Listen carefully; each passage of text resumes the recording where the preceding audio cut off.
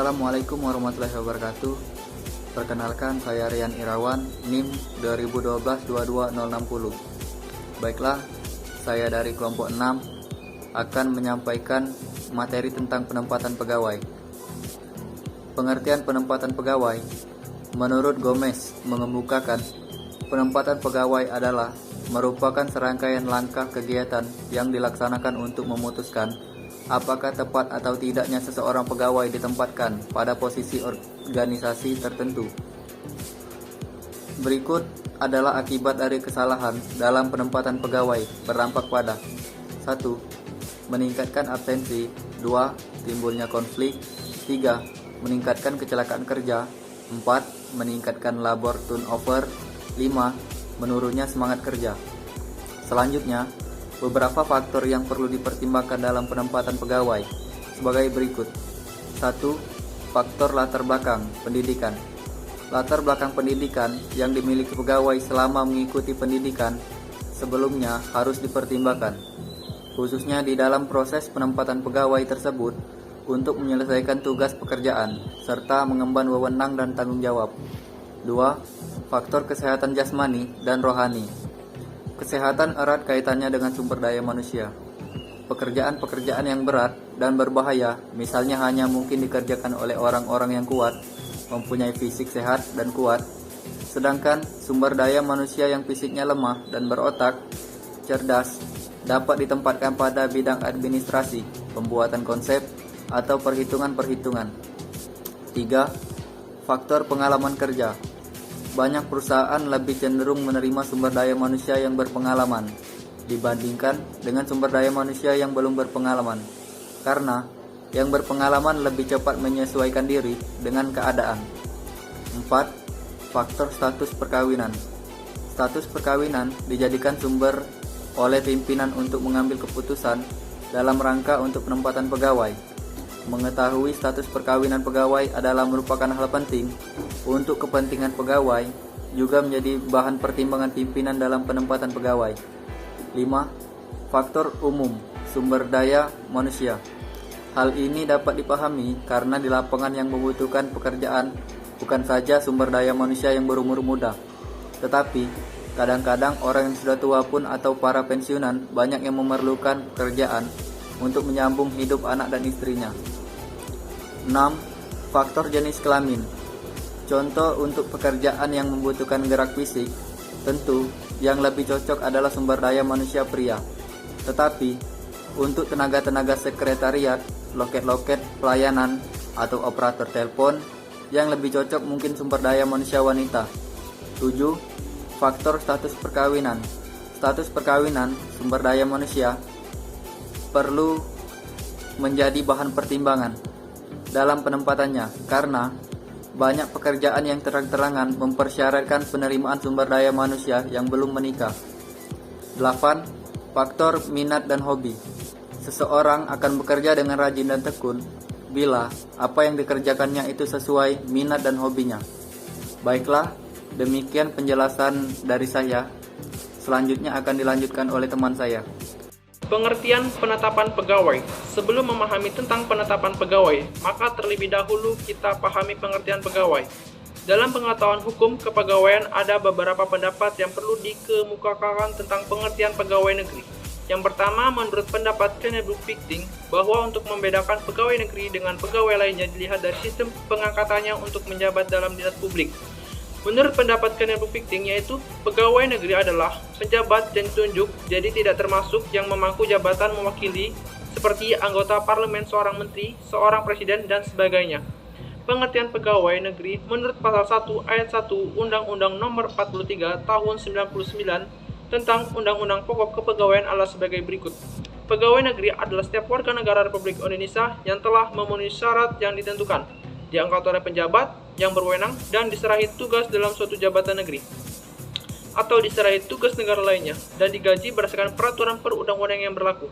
Sedangkan dalam Kamus Besar Bahasa Indonesia, pegawai negeri adalah pegawai pemerintah yang berada di luar politik, bertugas melaksanakan administrasi pemerintah berdasarkan peraturan perundang-undangan yang telah ditetapkan. Dengan demikian, aparatur atau pegawai pemerintah daerah dapat didefinisikan sebagai alat kelengkapan Pemda yang bertugas melaksanakan roda Pemda sehari-hari. yang berada di luar politik bertugas melaksanakan administrasi pemerintah di daerah dan mendapatkan imbalan atau gaji berdasarkan peraturan perundang-undangan yang telah ditetapkan. Setelah memahami pengertian pegawai negeri, maka selanjutnya kita pahami tentang penetapan pegawai. Dalam penghasilan sumber daya manusia yang terampil dan andal, perlu ada suatunya perencanaan dalam menentukan pegawai yang akan mengisi pekerjaan yang ada di suatu instansi pemerintahan. Keberhasilan dalam pengadaan tenaga kerja terletak pada ketetapan dalam penetapan pegawai. Baiklah, saya Ardi Krisnanto, NIM 1912086, akan melanjutkan penjelasan dari Saudara Tri Aji Nugroho terkait penempatan pegawai. Setelah dijelaskannya pengertian penempatan pegawai, adapun proses penempatan pegawai.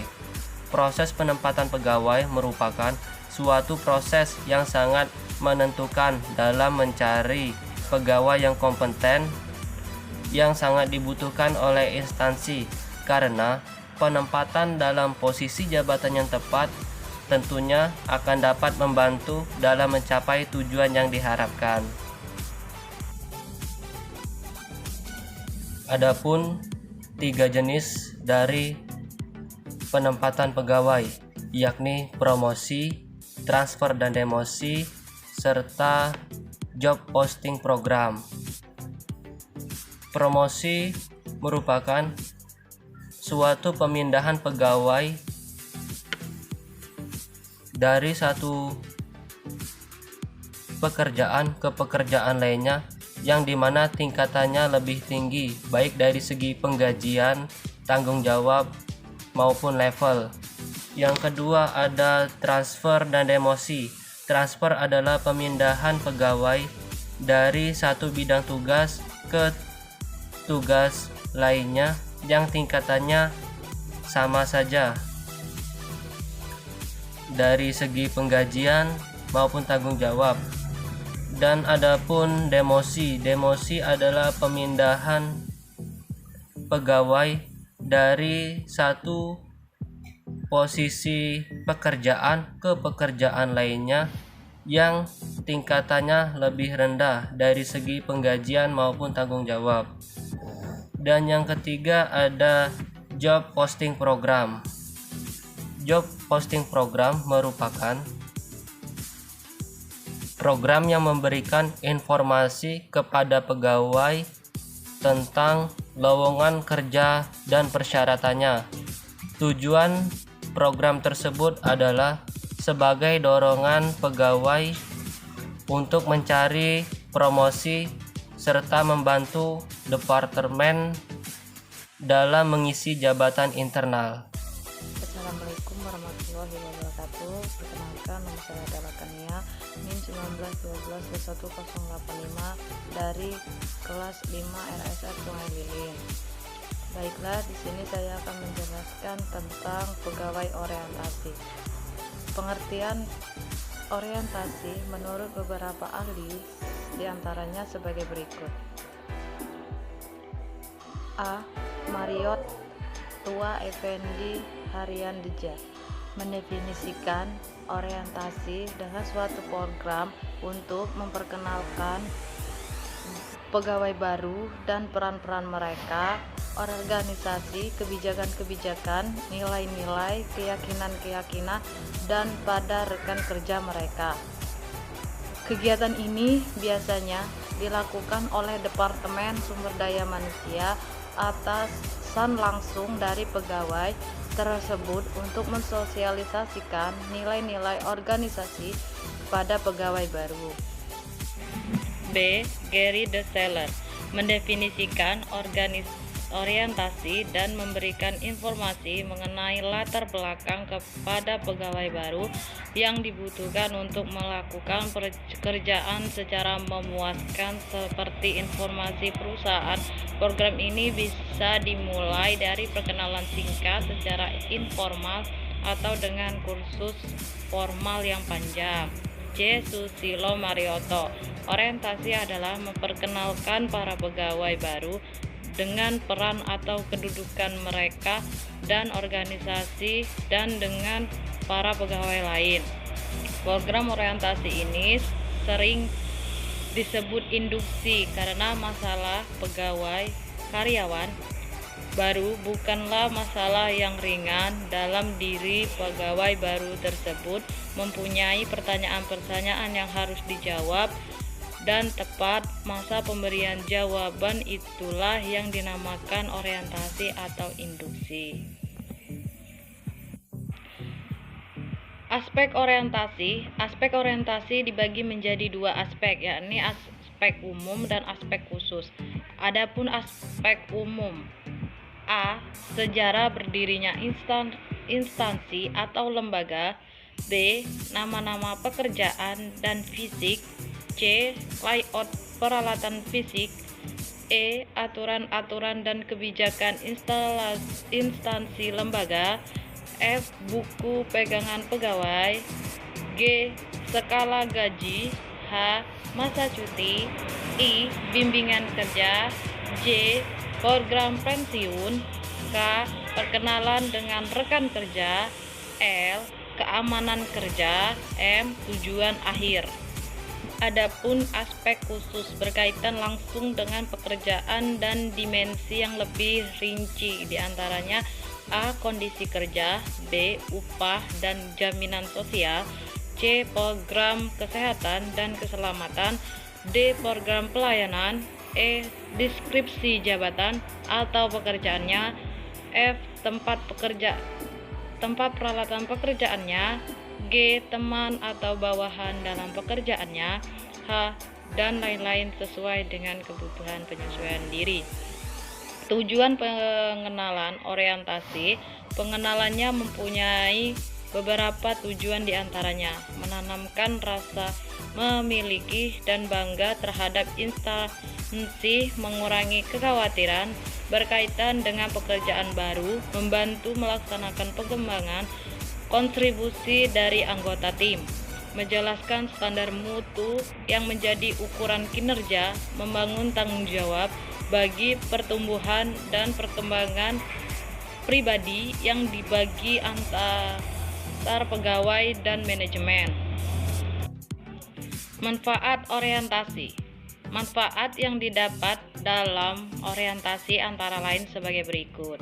Berkurangnya kecemasan pada pegawai baru dikarenakan adanya nuansa well-informed bagi pekerja baru.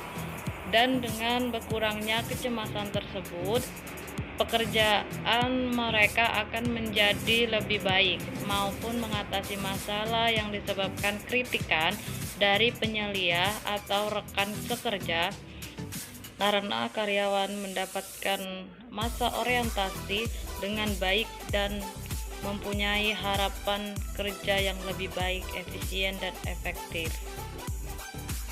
Ini prinsip penempatan karyawan. Prinsip-prinsip yang harus diperhatikan dalam penempatan karyawan menurut Musenif yang dikutip oleh Swatno sebagai berikut. Yang pertama, prinsip kemanusiaan. Prinsip yang menganggap manusia sebagai unsur pekerja yang mempunyai persamaan harga diri, kemauan, keinginan, cita-cita, dan kemampuan harus dihargai posisinya sebagai manusia yang layak, tidak dianggap mesin. Yang kedua, prinsip demokrasi. Prinsip ini menunjukkan adanya saling menghormati, saling menghargai, dan saling mengisi dalam melaksanakan kegiatan. Yang ketiga, prinsip the right man on the right place. Prinsip ini penting dilaksanakan dalam arti bahwa penempatan setiap orang dalam setiap organisasi, yang berarti bahwa penempatan setiap orang dalam organisasi perlu didasarkan pada kemampuan, keahlian, pengalaman, serta pendidikan yang dimiliki oleh orang yang bersangkutan. Yang keempat, prinsip equal pay for equal work. Pemberian balas jasa terhadap karyawan baru didasarkan atas hasil prestasi kerja yang didapat oleh karyawan yang bersangkutan. Yang kelima, prinsip kesatuan arah. Prinsip ini diterapkan dalam perusahaan terhadap setiap karyawan yang bekerja agar dapat melaksanakan tugas-tugas dibutuhkan kesatuan arah. Kesatuan pelaksanaan tugas sejalan dengan program dan rencana yang digariskan. Yang keenam, prinsip kesatuan tujuan. Prinsip ini erat hubungannya dengan kesatuan arah. Artinya, arah yang dilaksanakan karyawan harus difokuskan pada tujuan yang dicapai. Yang ketujuh, prinsip kesatuan komando. Karyawan yang bekerja selalu dipengaruhi adanya komando yang diberikan sehingga setiap karyawan mempunyai satu orang atasan. Yang terakhir, prinsip efisiensi dan produktivitas kerja. Prinsip ini merupakan kunci ke arah tujuan perusahaan karena efisiensi dan produktivitas kerja harus dicapai dalam rangka mencapai tujuan perusahaan. Baiklah, selanjutnya itu ada tantangan dalam penempatan pegawai. Terdapat beberapa tantangan dalam penempatan pegawai. Yang pertama itu ada efektivitas. Efektivitas harus mampu meminimalisir kemungkinan terjadinya kekacauan di antara pegawai. Untuk mengurangi kekacauan di antara pegawai, keputusan dalam penempatan pegawai harus sesuai dengan langkah-langkah seleksi, di mana pegawai harus mendapatkan pengenalan atau orientasi untuk mengurangi kecemasan dan mempercepat sosialisasi. Yang kedua itu ada tuntutan hukum. Selama ini banyak hubungan kerja tidak didasarkan dengan kontrak kerja resmi, di mana hak-hak pegawai tidak dilindungi hukum yang sah, sehingga banyak yang diberhentikan dengan berbagai alasan, bahkan tanpa alasan sekalipun. Untuk itu dibutuhkan dasar hukum yang mengatur tentang kontrak kerja pegawai, sehingga pemberhentian tidak dilakukan sewenang-wenang dan adil terhadap pegawai. Yang ketiga itu ada pencegahan separasi atau PHK. Ketika suatu instansi kehilangan pegawai, maka instansi tersebut akan kehilangan dana yang dikeluarkan dalam rekrutmen, seleksi, orientasi, dan pelatihan pegawai tersebut. Agar tidak kehilangan dana yang dikeluarkan, maka dalam mengatasi separasi instansi harus mengetahui apa saja yang menjadi alasan terjadinya separasi.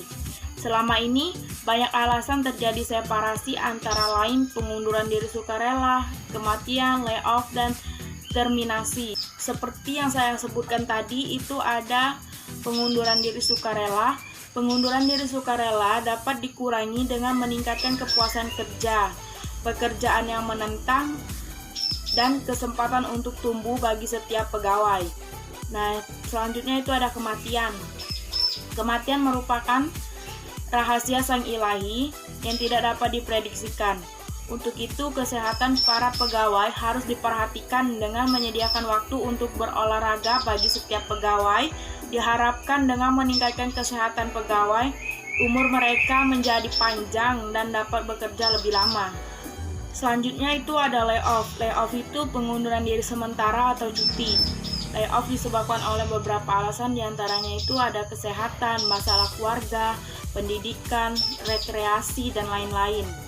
Meskipun layoff merupakan hak yang dimiliki setiap pegawai, maka untuk mengatasi hal ini, suatu instansi harus meningkatkan kepuasan kerja setiap pegawai dengan menyediakan keamanan kerja bagi para pegawai, waktu istirahat yang cukup, dan kebijakan yang adil. Nah, jadi itulah tadi teman-teman pembahasan kelompok 6 mengenai materi penempatan pegawai. Buat teman-teman, terima kasih yang sudah menonton video ini dari awal hingga akhir. Semoga video ini dapat bermanfaat untuk kita semua. Jangan lupa like video ini, kritikan dan saran silakan tinggalkan di kolom komentar. Baiklah, terima kasih. Wassalamualaikum warahmatullahi wabarakatuh.